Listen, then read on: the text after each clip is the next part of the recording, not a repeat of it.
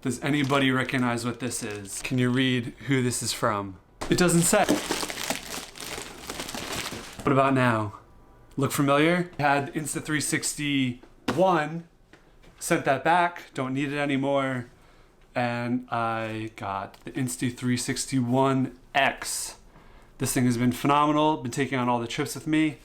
I love my yellow button. It helps me remember which one's to record and which one's not. Image quality on this is amazing. Love the form factor. I think the only thing I don't like is that if you mess up a lens, you send it back and then you're out of a camera. Also, the battery lasts about an hour, which is so-so. But in the box, we have the Insta360 One R Twin Edition.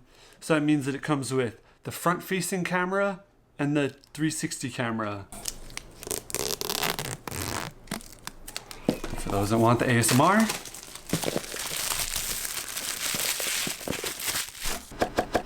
Just like that. Look at this goodness. Time for some B-roll.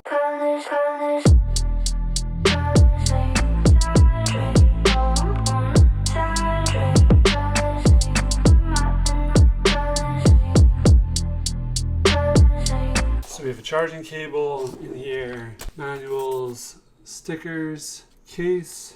I ordered an audio cable, but I don't think they shipped that. Time to put this together. And it just clicks into. Just goes apart.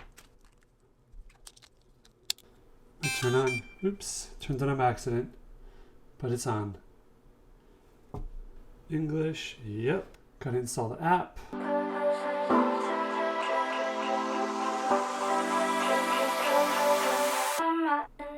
And there we have it.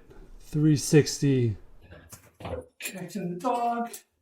Going for a long walk. Alright, don't know what happened, but it did stop recording for a minute.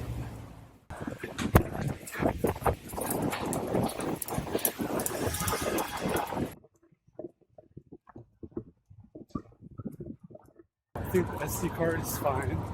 Using one of the higher rated ones. And I thought it was when I put it vertically that it changed, but I was still horizontal. It says SD card too slow for video. I don't know how that's possible because this is one of the higher rated cards. I'll look at it later so I can look at exactly what the specs are for the card, what needs to go in here, and we'll do a comparison from that. I took the Insta360 out for a walk with the dog around town, tried playing around with it a little bit, mainly just in video. I was using one of these cards.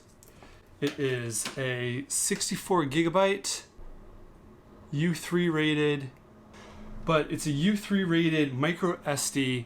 It's a 1000X card, and when I was recording, it would stop intermittently. After 2 minutes, 5 minutes, 30 seconds, I looked it up and it needs a V30 rating.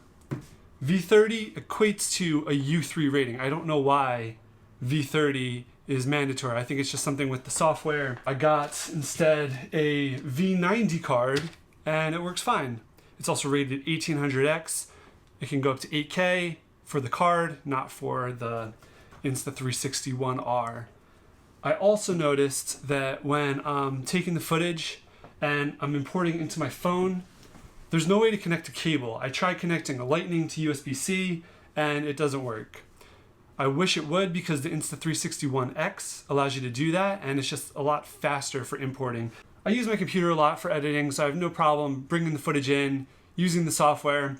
I did an update to the Studio app for Insta360, and the one thing I found was when I take the video, I noticed that when I try to import it as equirectangular footage, that it takes forever for it to process. I'm gonna start it now, I'm gonna start the timer, and you'll see exactly what I'm talking about. I have H.265 as the codec. This is a 2-minute 8-second clip, and we're going to process it. I'm gonna probably fast forward it, start. I'm using my MacBook Pro 16-inch. We have 2.4 gig, 8-core i9, 32 gigabytes of RAM. I have the AMD Radeon Pro 8 gig. I'll cut back to it when we're getting close to 100%. We're back. We're at 98.5%, 42 minutes. Yes, that's right, 42 minutes. 99.5, 42 minutes, 45 seconds. 40 minutes for me to wait on 2 gigs of footage is just unrealistic. I don't know how they expect me to get anything done if I have to do that for a 2-minute clip. We're gonna do 5.7K for 23 seconds on the One X. And then we're gonna render that footage and we're gonna see what it looks like, how long it takes compared to the One R, because I think that there's a huge disparity there, but we'll see. I want to put it on the same drive so that it's working exactly the way that it would work. It's kind of crazy. Now we're going to take a 23-second clip of the One X, compare that to 23-second clip of the One R. 92% now on the One X. Looks like this is taking a hair longer. 99.5, 7 minutes 11 seconds for it to do the One X footage, same duration, 23 seconds.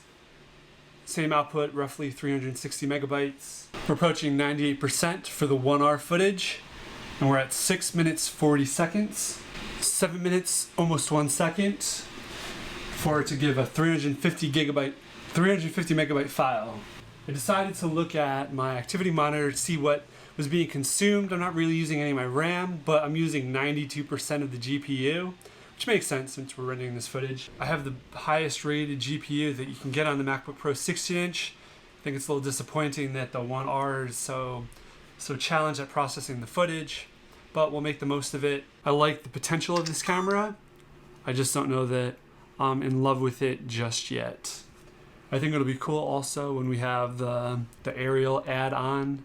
I think that'll be fun to have, but again, rendering the footage, if it's gonna take as long as it is, then it's hard for me to say that I'm in love with this device. I think I would still take the Insta360 One X over the One R because I could still plug the camera into the phone and be able to edit a little bit faster, download footage. If I bring it into the computer, it seems like it renders at that slower speed, so that there's no difference there. But I mean, when I'm on the go, I'd love to be able to just have that ability to export the footage to my phone, process it for something quick. Like the camera, like Insta360. I hope this was helpful. Bye.